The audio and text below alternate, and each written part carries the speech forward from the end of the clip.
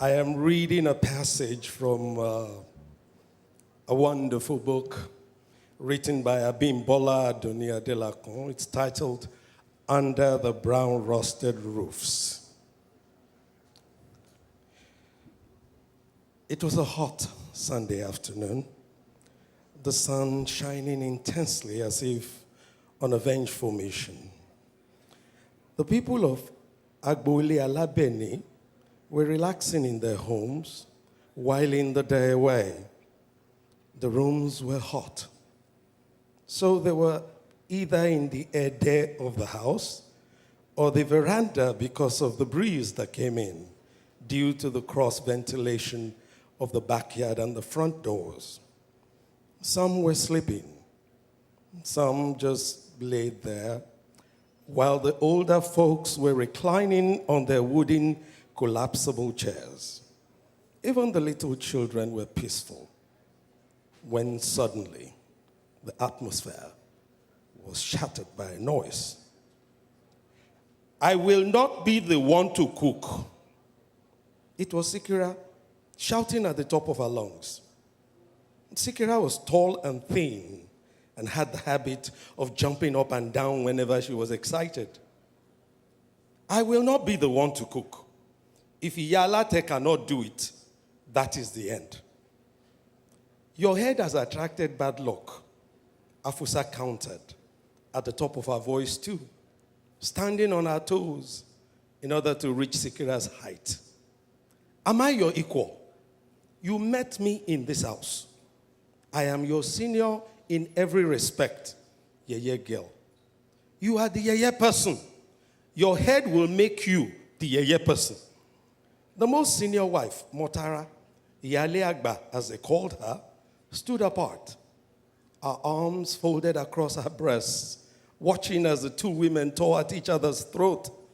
She was a short, fat woman with a mound of breast thrown on her chest and equally large buttocks that tilted her backwards.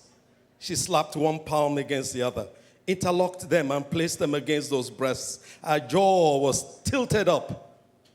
"Both of you," Iyagba said, pointing to both women, "do you want to remain the mothers of your children?" "I will remain the mother of my children," both fighters said simultaneously. "Nobody will take my place," Afusa added. "You want to reap the fruits of your labor, Abi?" "I will reap the fruits of my labor," Afusa said without looking at Motara. "Iyale Agba, don't curse me. I don't have scales over my eyes that can prevent me from looking an elder in the face and talking back," Sikira shouted. "Both of you are now fighting because you don't want to cook for your husband's mother, Abi. Sikira, Afusa, the two of you will grow old one day, and your sons will get married. Is this what you want to reap? Both of you are foolish and lacking in home training." Iyale Agba, Afusa muttered, still looking away. "Don't drag your seniority on the floor. Please respect yourself." "I should respect myself. You dare to insult me, Afusa? If Sikira is not displaying any sense, we can say it is because she is young and immature. But what about you?"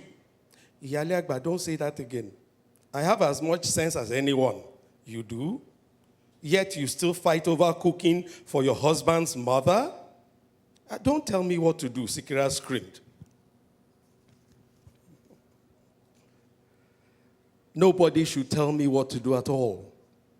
How can you ask me to cook for that woman when this one, whose eyes blink finto finto like the lamp of Satan, is doing nothing? You cannot continue to cheat me in this house just because you are older.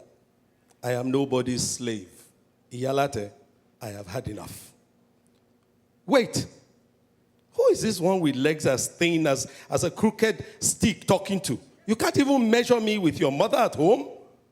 "Iyalate, I did not bring my mother to this house, so don't ever refer to her again. If your own mother does not mean anything to you," it was at this point that Alhaji waded in.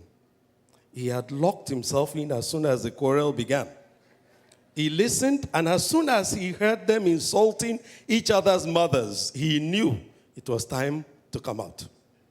He burst into the room and almost stepped on one of his children who stood by the door watching the whole show. I suppose you women want me to get angry, he said. As he burst into the air there, his agbada billowing behind him. Get angry if you want to get angry, Sikira shouted back. Agbaya, you will lock yourself up in the room and come out and tell us you don't want to get angry. Get angry. Sikira, did you run into madness or did madness run into you? I don't know which one of you ran into the other, Sikira replied. Ha, Sikira, what? What is Sikira what? Sikira, it is me, oh, Alhaji said. So? She asked, eyeing Alhaji, what are you going to do? Sikira, have you forgotten that this is my house? And I, Alhaji Chief Arigba Buwo, married you with my money. So what? As a reply, he gave her a slap that sent her flying across the room. Alhaji has killed me, oh, she screamed as she fell down.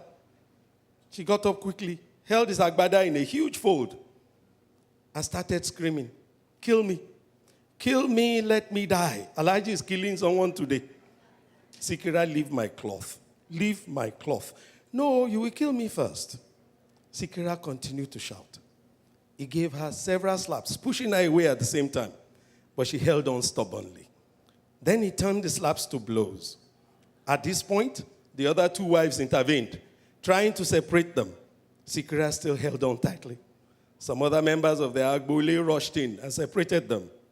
Sikira's face was swollen. She threw herself on the ground and she began to wail. My life is destroyed. I have married the wrong husband. They want me not to marry another woman's husband, oh, but I refused. She rolled back and forth on the floor. He beat me because of Yalate. My life is destroyed. Shut up your mouth. It was Babansale's voice.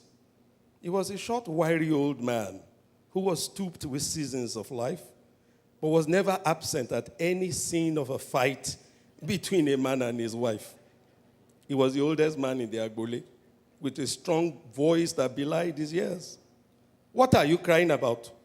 A woman throws out her character and blames her head for not giving her a good husband. What if he beats you because of Afusa? Is he not your husband? Sikira stopped wailing, began to whimper. The other women asked her to get up from the floor. Let her not get up, Abansale continued. See her eyes dripping water like that of an Igbiri. Sikira got up from the floor, still whimpering. She picked up her baby that was crawling towards her, took the hand of the other one, who just stood watching her, and dragged her towards her room. Those who had come to separate the quarrel began to find their ways to their houses one by one. One or two women lingered behind. What are you still doing here? Babasale shouted at them. A woman goes to the river for the love of gossip. Ha! Go home. Thank you.